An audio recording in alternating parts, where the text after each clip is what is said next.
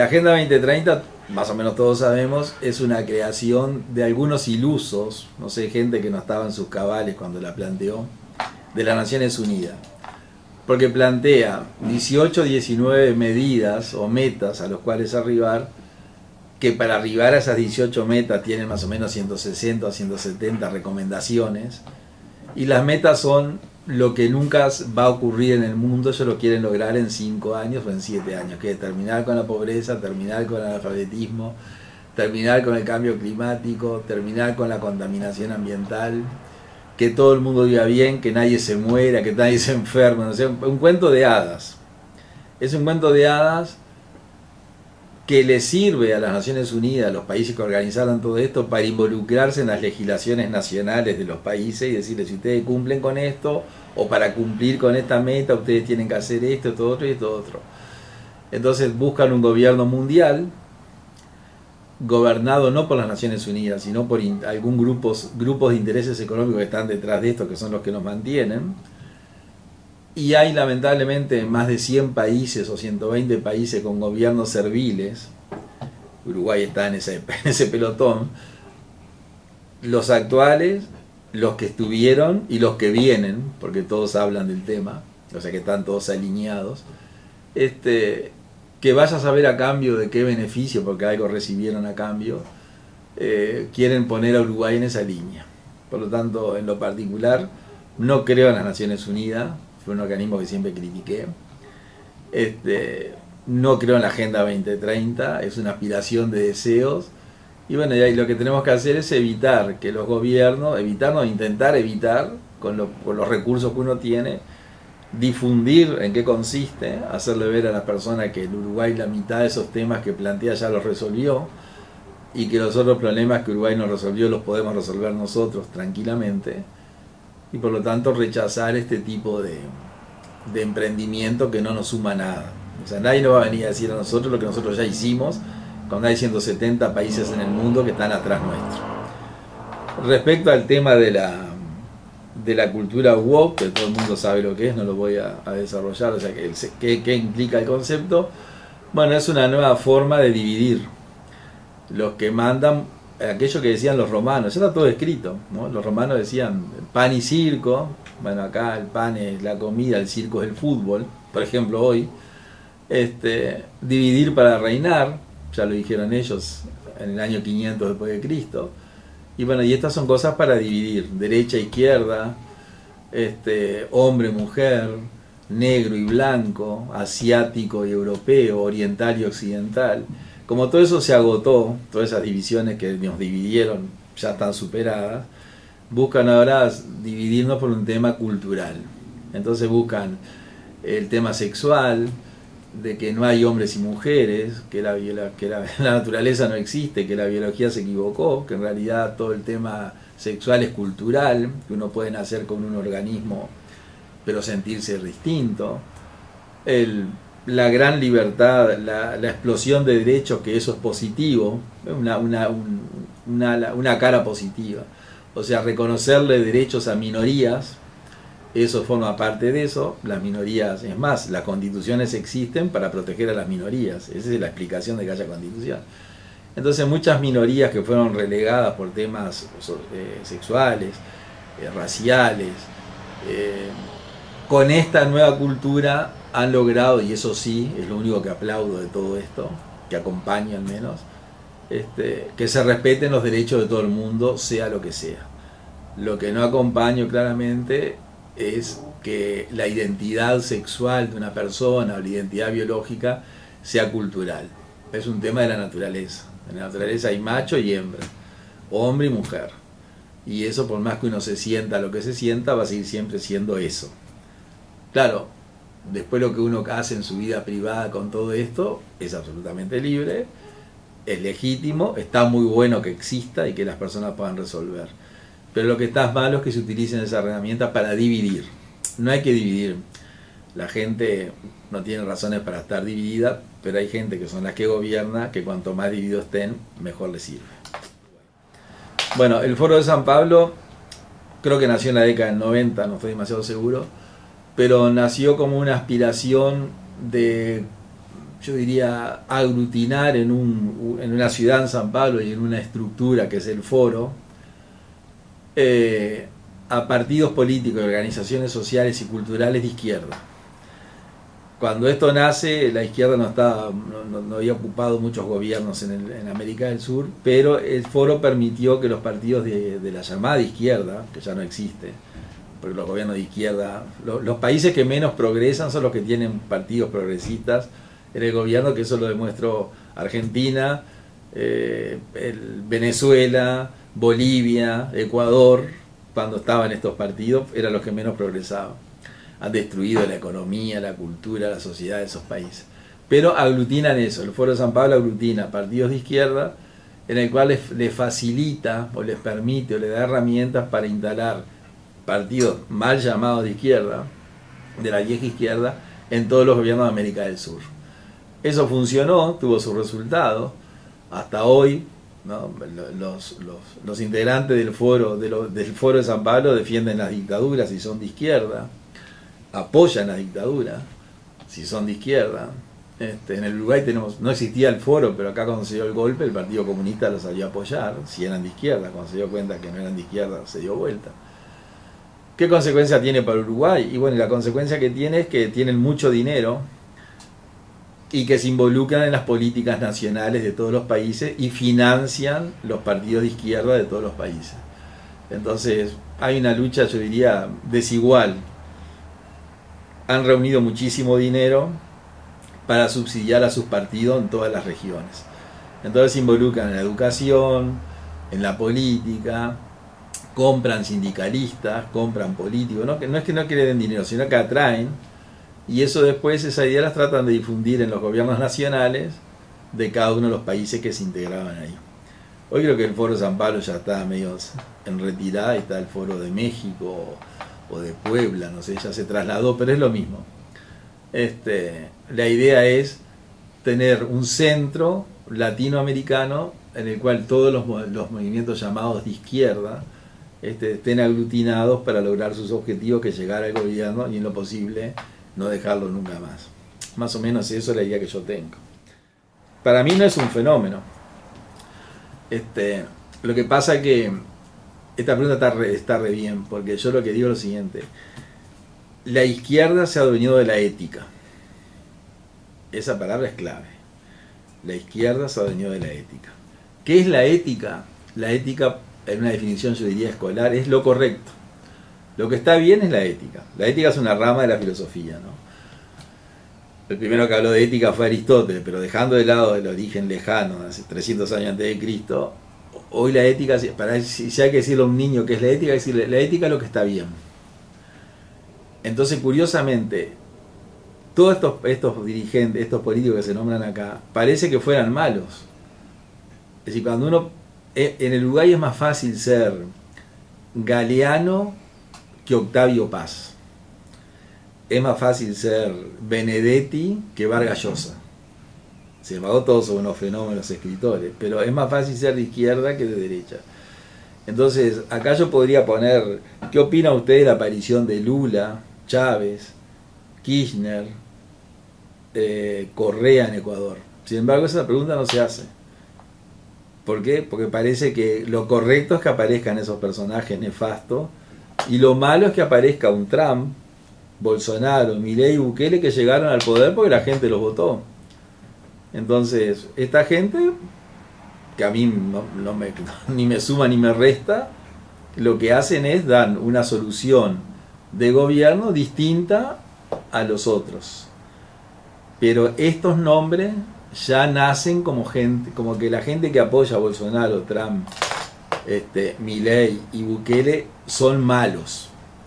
Y no tiene nada que ver. Son tan buenos como los que apoyaron a Lula, Kirchner, Chávez, Castro, etc.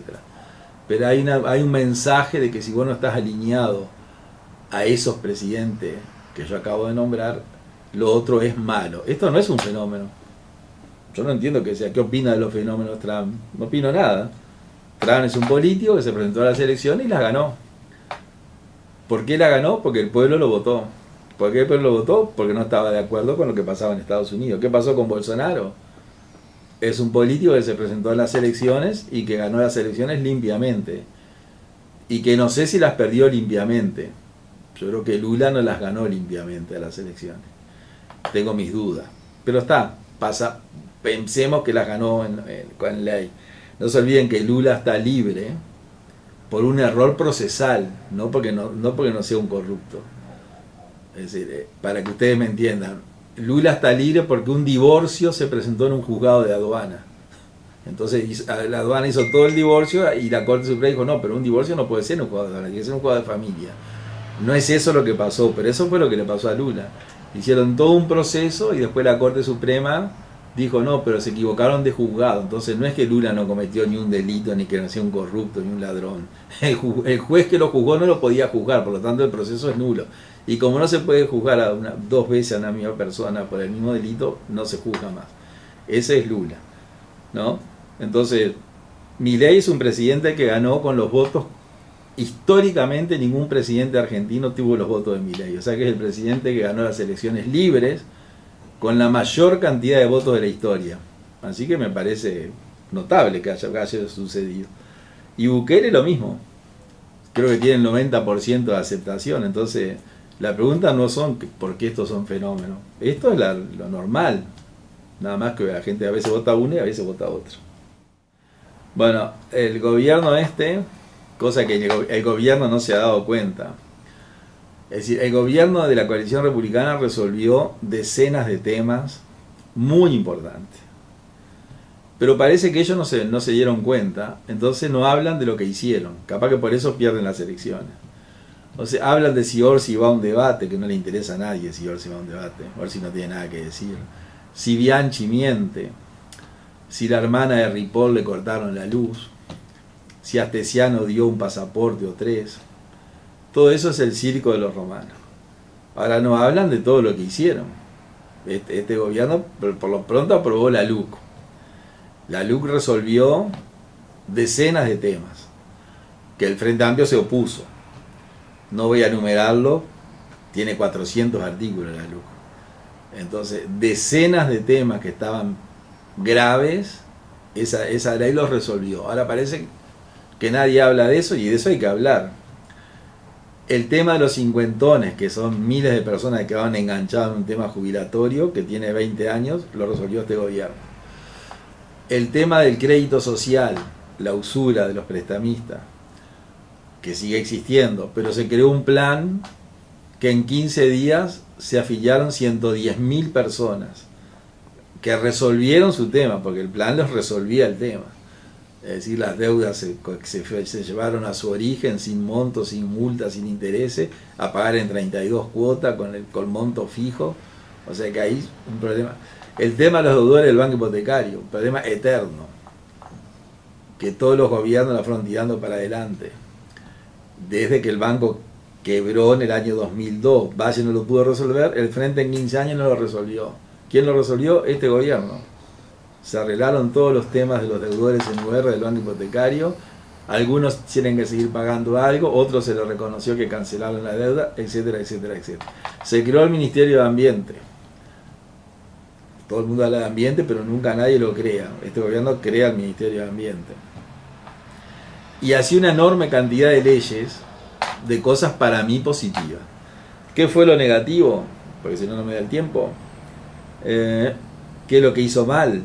Bueno, lo que hizo mal es que en los temas grandes, que tienen que ver con los contratos de inversión, los contratos secretos, la no defensa de la soberanía nacional, el tomar medidas en contra de poblaciones locales en aras de intereses, yo diría, económicos ajenos, se ha hecho todo mal. Y en eso, como dijo el paisano, no hay diferencia entre terrón y losa. Eso lo hizo el Frente y lo hace la coalición republicana íntegramente. El Partido Nacional, el Partido Colorado, Cabildo Abierto y el Partido Independiente. Y el Frente Amplio. Entonces, los grandes temas nacionales son iguales, que son los temas que yo le dije, y eso es lo que está mal. La pobreza infantil se podría haber corregido según las Naciones Unidas con 500 millones de dólares. No sé si la cifra es correcta, pero es la que ellos dicen. Y 500 millones de dólares para este gobierno era una cifra muy accesible. Sin embargo, no hizo nada, ni por los asentamientos y otros temas. Bueno, nosotros creamos un partido político nuevo porque no encajamos en ninguno de los grandes partidos o bloques, como dice acá. Es decir, acá hoy hay dos, es como que hubiera dos coaliciones, una de centro, centro-derecha, que es la actual, y otra llamada de izquierda o ultraizquierda. Si bien la ultraizquierda no está en el Frente Amplio, es un partido pequeño, pero la gran mayoría está. Entonces nosotros no encajamos ni con ellos ni con lo otro, porque en los grandes temas coinciden, aquellos que los extremos se tocan, que fue lo que respondí en la pregunta anterior. Entonces, si uno ingresa en una coalición, tiene que ser leal a la coalición. No se puede estar en una coalición y estar todo el tiempo hablando contra la coalición. ¿Cuál fue el error de la coalición republicana? ¿Cuál fue la inteligencia del presidente Lacalle? Que es muy inteligente, más de lo que la gente cree. El presidente Lacalle dijo, hacemos una coalición de gobierno y yo les pago, entre comillas, para que ustedes me acompañen con cargos. Entonces repartió ministerios, directorios en las empresas públicas, embajadas, consulados, a los partidos. Esos partidos, Nacional, Colorado, Cabildo Abierto, el Partido Independiente, a su vez repartieron entre sus militantes empleos, cargos y otras cosas. Entonces el presidente los ató. Dijo, ustedes son el gobierno. Tanto los ató, que pasa una cosa curiosa que no tiene precedente. Cuando un ministro de un partido que no sea el Partido Nacional renuncia, recuerden ustedes que los ministros son secretarios de Estado, son los secretarios del presidente, la Constitución lo dice. Incluso la prensa dice, la Secretaría de Estado, la Secretaría del Ministerio de Vivienda, la Secretaría del presidente. Y bueno, y uno cuando elige un secretario, elige personas de su confianza. ¿Qué es lo que hace el presidente Lacalle? Cuando renuncia un colorado, le pide a Sanguinetti que le designe el ministro. Y Sanguinetti le designa a cualquiera. Aunque nunca haya pasado por la puerta del Ministerio de Ambiente, le designa al ministro de Ambiente, que era el presidente de Antel, que es una buena persona, pero pasó de ser presidente de Antel a ministro de Ambiente. Cuando un ministro de Cabildo renuncia, le pide al senador Manini que le diga quién va de ministro. Manini le manda al que se le antoja. Puede saber o no saber, Manini. Entonces ahí pasan de ser senador a ser ministro, a ser director. Por lo tanto, esa es la prueba de que el presidente ató la coalición con cargos. A los partidos les sirve. Primero que recaudan. Todos esos partidos que están en la coalición, a cada persona que colocan le piden un porcentaje del sueldo. Y además, quieras o no, bajo su ministerio pueden hacer obras y decir, esta obra la hice yo porque el ministro era mío. Entonces también tiene un rédito político. Nosotros eso no lo entendemos así. Nosotros entendemos que el Parlamento debe ayudar al presidente, que el presidente es la persona que la gente quiere, y las coaliciones tienen que ser legislativas como en Europa. En Europa, que no hay un régimen presidencial como acá, hay un régimen, una monarquía parlamentaria o parlamentarismo, el primer ministro es el que dirige la función de gobierno, que siempre es el diputado más votado. ¿Quién es el primer ministro? El diputado más votado.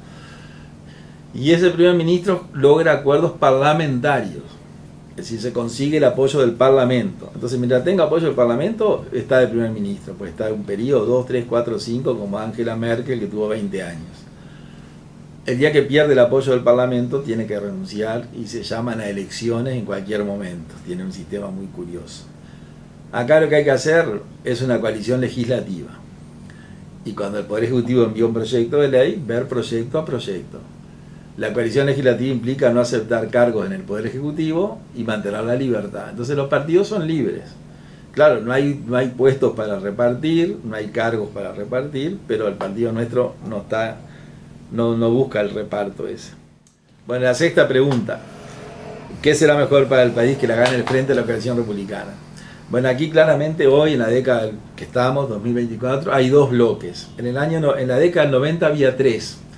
El Partido Nacional era el 33%, el Partido Colorado el 32% y el Frente el 31%. Eso fue así cuando ganó Lacalle padre. Después eso se fue corriendo y bueno, llegamos ahora a que hay dos mitades. El Frente Amplio, que es el partido más grande, una coalición de más de 16 partidos de izquierda y no de izquierda. Y la otra coalición llamada Republicana, que se formó espontáneamente y que creo que va a continuar en las próximas elecciones, gane o pierda. O sea, si gana el gobierno va a ser una coalición. El cual prefiero yo de las dos que gane, no dudo que prefiero que gane la coalición republicana, porque con algunos defectos que yo le puedo señalar, y otras virtudes que también lo dije ahora, básicamente son partidos que defienden la libertad de la persona. Y la otra coalición está integrada por partidos que no defienden la libertad y otros que directamente son enemigos de la libertad. En el gobierno del Frente Amplio, ¿cómo se exteriorizó eso? Bueno, ellos lo hacen subliminalmente. Ellos no pueden decir, vamos a sacarle libertad a la gente, porque claramente se produciría una reacción. Pero ellos, ¿qué hicieron? Destruyeron la educación. La gran caída de la educación uruguaya, que es muy mala, fue en ese periodo. Empezó, pero ahí fue el derrumbe. Entonces, con gente sin educación, la educación es la mejor herramienta, pero la persona menos educada es fácil de manejar. Sacaron gente de la pobreza, pero no lo sacaron del todo, lo dejaron ahí en un estado intermedio. Entonces crearon el asistencialismo. Entonces crearon el Ministerio de Emergencia, o sea, hay un ministerio que este gobierno lo tiene también, que promueve la emergencia social, y la emergencia es algo que aparece y termina, no es algo permanente. En el Uruguay la emergencia quedó instalada como siempre. Entonces hay cientos de miles de personas asistidas. El gobierno de izquierda creó el corralito financiero, o sea que la gente no puede disponer de su dinero. El corralito mutual, la gente no se puede cambiar de mutualista. El corralito escolar, la gente no podía elegir la escuela, tenía que ir a la escuela del barrio. Y otros corralitos más. Entonces eso subliminalmente, el FONASA, todo el mundo tiene que tener acceso a la salud, que está perfecto, pero el FONASA está quebrado, recauda 2.000 millones por año y el gobierno le da 700 millones más. O sea que el FONASA fracasó, pero metieron a todo el mundo ahí. Entonces la coalición republicana básicamente defiende la libertad de la persona. Terminó con todos los corralitos, promueve la libre empresa, promueve la propiedad privada, facilita manifestaciones de libertad, como por ejemplo el que quiera hacer huelga hace, el que no quiere no hace, que antes estaba prohibido, el que no quería hacer huelga no podía no hacerla, tenía que aceptar. Prohibió, o sea, los piquetes están permitidos, pero hay que dejar un espacio para que la gente transite si quiere transitar.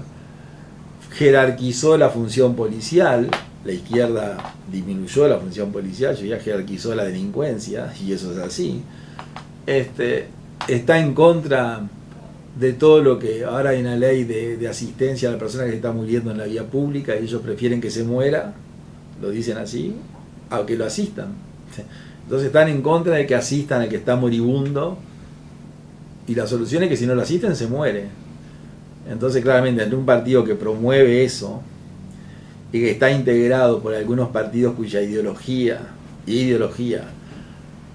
se emparenta con ideologías criminales, como fue el Partido Comunista en el siglo XX, el Papa Juan Pablo II dijo una frase notable. Dijo, el siglo XX va a pasar a la historia por muchas cosas.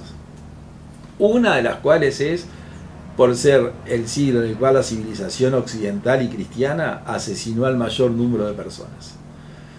Entonces ahí se refirió que a la Primera Guerra Mundial, a la Segunda Guerra Mundial, a la Guerra de Corea, a la Guerra de Vietnam, hecho por los grandes bloques. Entonces eso está representado hoy en el Frente Amplio, ¿no? Que tiene partidos con esa ideología. Yo no digo que vayan a hacer una guerra, no sé ni si son demócratas. Creo que algunos partidos están como enchalecados en el sistema uruguayo y no pueden salirse de él. O sea, si estuvieran solos, no sé si respetarían tanto las reglas de la democracia. Esa es una visión que yo tengo y como legislador la reafirmé. Además, la mayor cantidad de actos de corrupción fueron en el gobierno del Frente Amplio. Seguro, ellos tuvieron 15 años, ¿no? Estos tuvieron 5 nomás. Astesiano, un tipo que está preso porque dio un pasaporte, y el escribano que facilitó los pasaportes, dice que él trabajó en 2.000 pasaportes falsos. Ahora está preso el escribano. Entonces los 1.999 que faltan, ¿quién los entregó? Y el Ministerio del Interior del Frente Amplio, de Mujica, de Bonomi, de Leal, de Vázquez, el hermano del presidente. Eso era lo que estaba en el ministerio. Si entregaron los Mitre habrán sido ellos, me imagino. Bueno, ¿qué pasó? Nada. Y ahí puede ser una larga lista de empresas públicas que llevaron a la quiebra. Entonces, entre las dos opciones, para terminar, prefiero esta, que no es ideal, no es extraordinaria, pero es menos mala que la otra. Y además está integrada por partidos que defienden la libertad de la gente, que eso es clave. Muchas gracias.